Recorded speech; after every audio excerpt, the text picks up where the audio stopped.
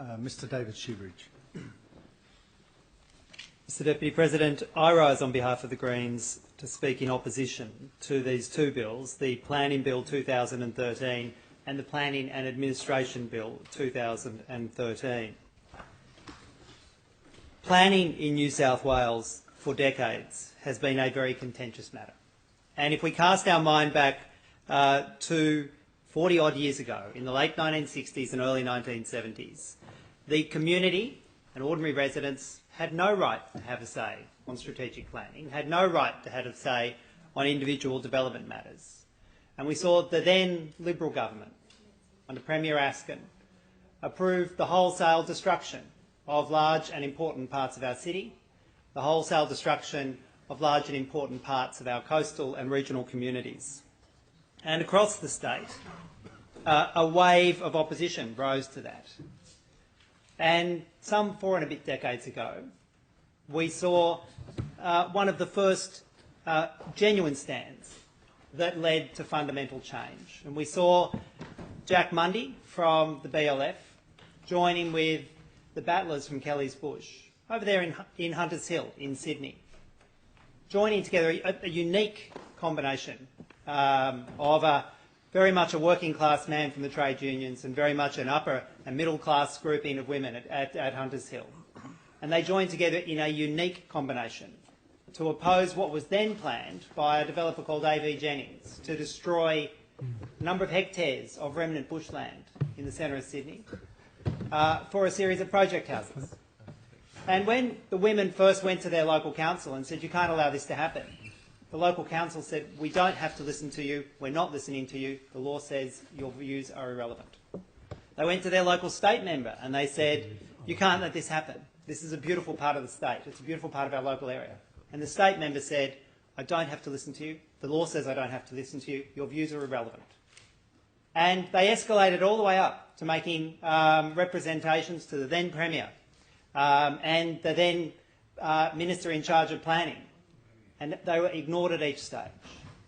And the only answer they got was from Jack Mundey and the BLF. And they joined with Jack. And that union joined with the community and said, "We won't let this be destroyed." The labour of those members of that union would not let this be destroyed, and they put a ban on any work at Kelly's Bush. Well, that ban was originally a black ban, but it became, after a historic meeting at Paddington Town Hall, the first ever green ban.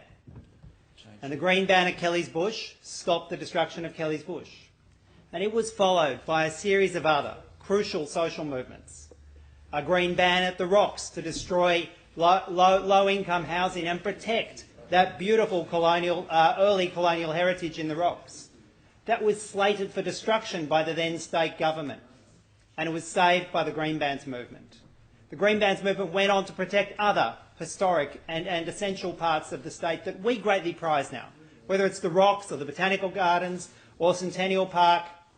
We owe, though, the saving of those beautiful parts of our city and our state to this amazing movement that said, for the first time, the community has a right to say in its development, and the laws must be changed to guarantee that.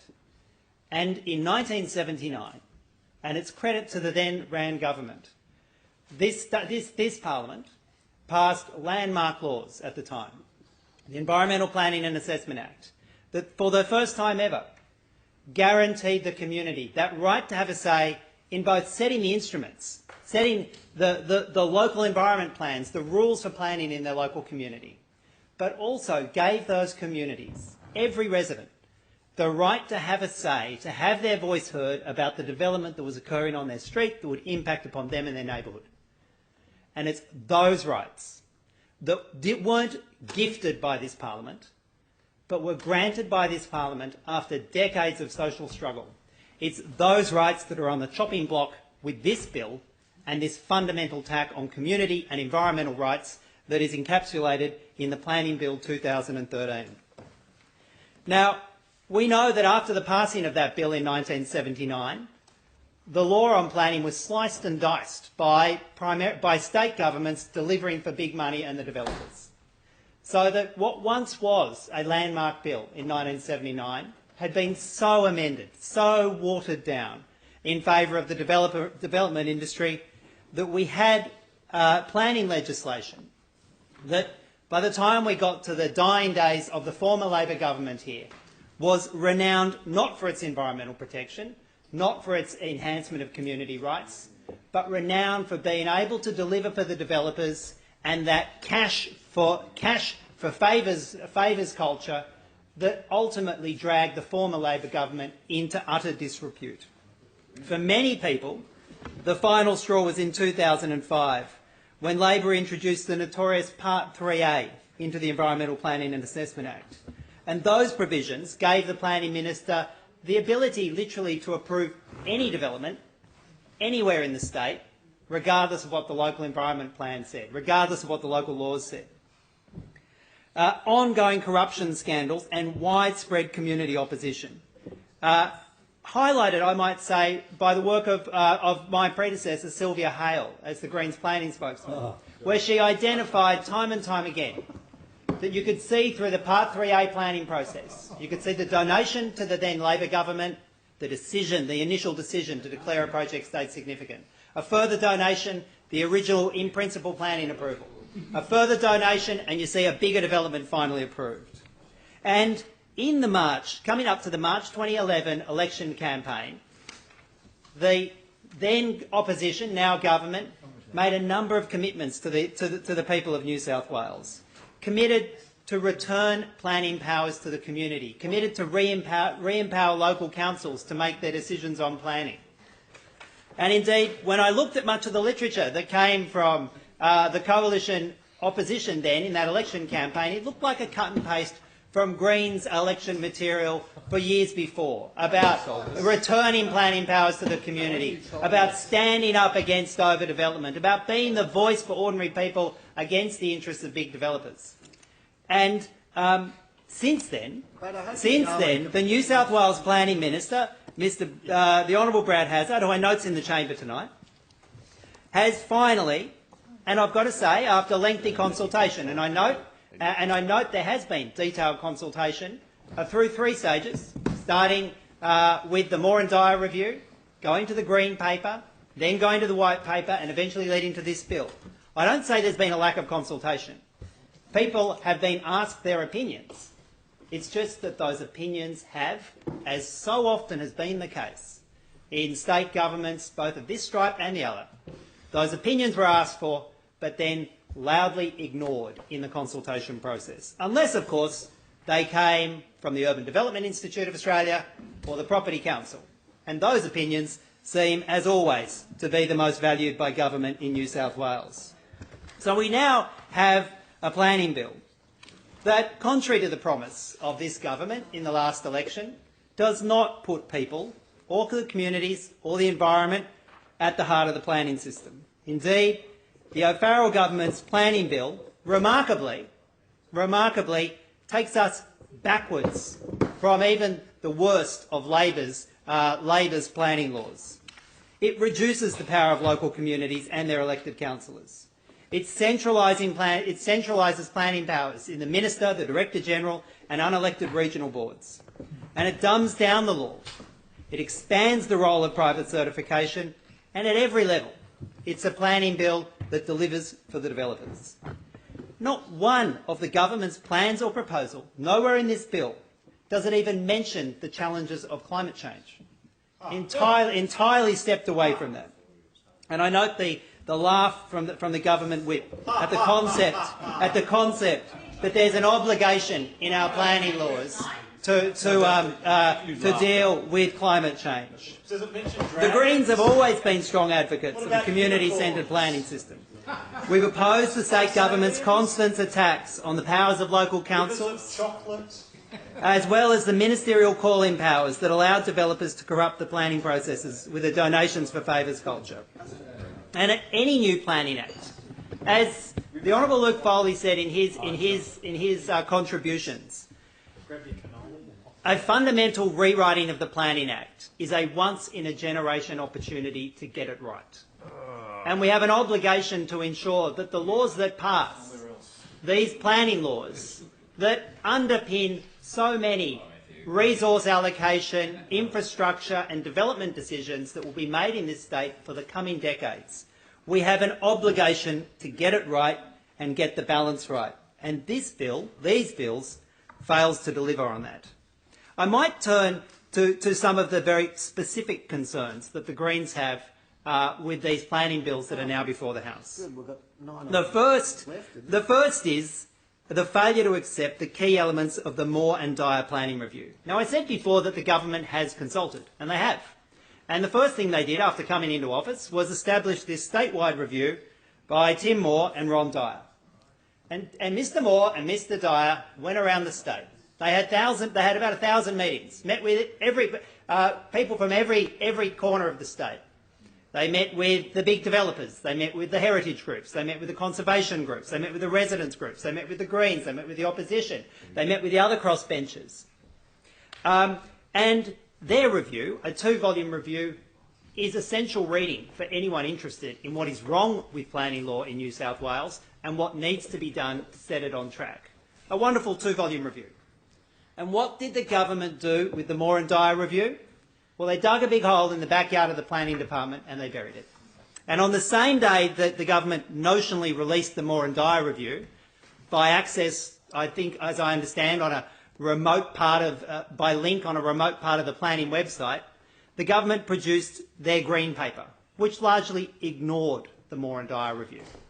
And indeed, the ignoring of the Moore and Dyer review has continued all the way through to the planning bill. And what are the key elements that were ignored? Well, first, the Moore and Dyer review said the first and central principle in any planning bill should be ecologically sustainable development. And that recommendation has been sidestepped and ignored by the government. And ecologically sustainable development means when you're making planning decisions, it's got to be like a 3-legged stool. You've got to consider the society, you've got to consider the economy, and you've got to consider the environment. And unless all 3 legs of the stool are considered and solid, your planning regime will fall over. And in this planning bill, there is no question that the government has entirely removed the environment and mostly removed the society. It's a 1-legged stool that focuses only on the economy. It ignores the precautionary principle, ignores the concepts of intergenerational equity and the polluter pays principles.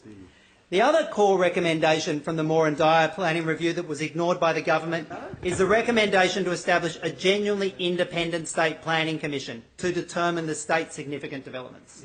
Just ignored by this government in its green paper, white paper and now in this planning bill.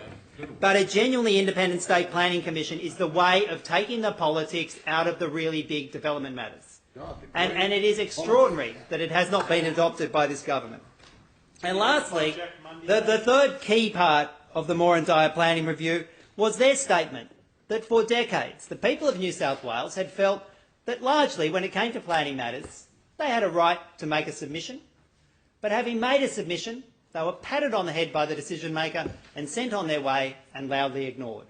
And Moore and Dyer said that has to change. The community consultation, both at setting the strategic planning instruments and in making the individual planning decisions, must be meaningful, and not only must opinions be sought, but when the opinions are sought, they have to be integrated into the planning decisions that are being made by planning authorities, whether at a local or a state level. So the first failing in this bill is that refusal to accept the key elements of the government's own planning review. But also, this bill entrenches private certifiers with the inevitable conflict of interest that creates in the planning system. It wants to expand complying development assessment by private certifiers. These are certifiers that are selected and paid for by the developer. When the concept of private certification was first introduced into the EP&A Act by the Labor government in 1998, all credit to him, the now planning minister stood in the parliament and said, outrageous. An appalling conflict of interest, where the developer chooses and pays for their own certifier. Yet now the Honourable Brad Hazzard is the planning minister, we've got a planning bill that expands the role of private certifiers. Quite remarkable. And even if there is a view that you can't put the genie back in the bottle entirely now that private certifiers have been released, Why does the government not even consider the minimum standard of putting in place some form of blind selection model so that prevents private certifiers being chosen by the developer and prevents that inevitably conflicting relationship developing between the private certifier of choice and the developer? The bill also repeats the flawed Part 3A style assessment for state significant development. Indeed, many of the provisions in this bill on state significant development are cut and paste from Labor's grossly discredited Part 3A laws, the ones that turn off the key environmental and heritage protections, that allow local planning laws to be overridden, that allow state significant development to be used for private, commercial or residential development. And on that, the Minister says, don't you worry, it's not in the bill. We're going to put in some further codes that further restrain state significant development. Well, if it's not in the bill, it shouldn't be approved by this House. And importantly, just as Labor's old Part 3A laws provided, this bill allows carte blanche for the Minister to declare anything in the state significant. And I'll just read from 4.28 sub 3 of the bill. This is what state significant development would be if this bill passes. It is, and I quote, any development for which consent is granted or purports to be granted by the Minister as state significant development is taken to be state significant development and to have been such development for the purpose of any application or other matter under this part in relation to the development. In short, whatever the Minister says is state significant development, and as other provisions in the bill say, you've got no rights to appeal from it. The bill creates new animals called regional and sub-regional planning bodies that will be dominated by state government appointments and empowered to override, to direct local council planning decisions. The government says, don't worry, there will be local government representations on it. But the bill allows for the chair and up to 4 members of every sub-regional planning board to be appointed by the Minister, and only minority representation from local councils. And it's those sub-regional planning boards that will be making the big land allocation decisions in New South Wales, the large rezoning decisions, the large decisions about converting bushland to industrial development, about converting traditional detached housing stock into high-level and high-rise housing development. And there won't be a democratic control on it.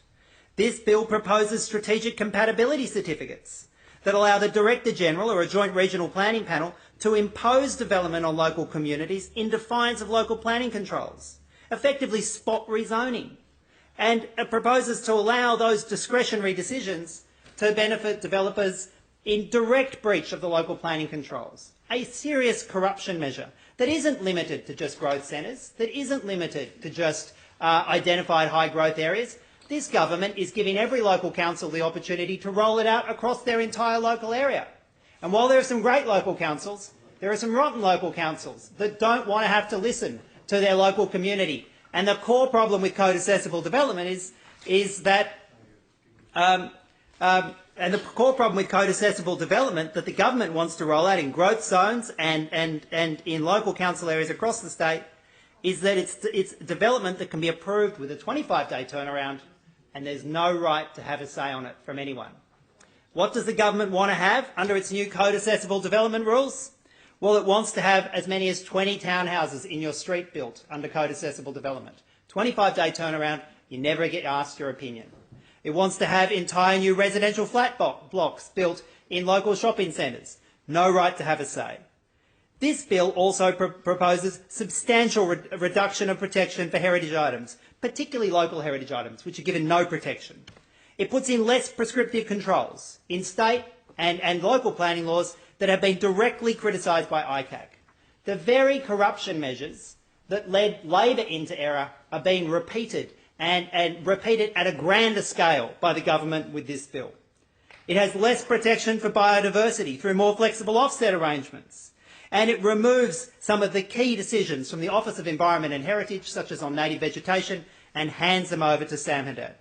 And it fails to put in place a genuinely robust engagement with the community, even at a strategic level. The promises the government makes on strategic planning are not met in the bill because when you read the fine print, they're almost all discretionary. This is a bill that should not proceed past the second read. The Greens, of course, will engage in the amendment process. But on the whole, this is a bill that takes the state back The member's time has decades. expired.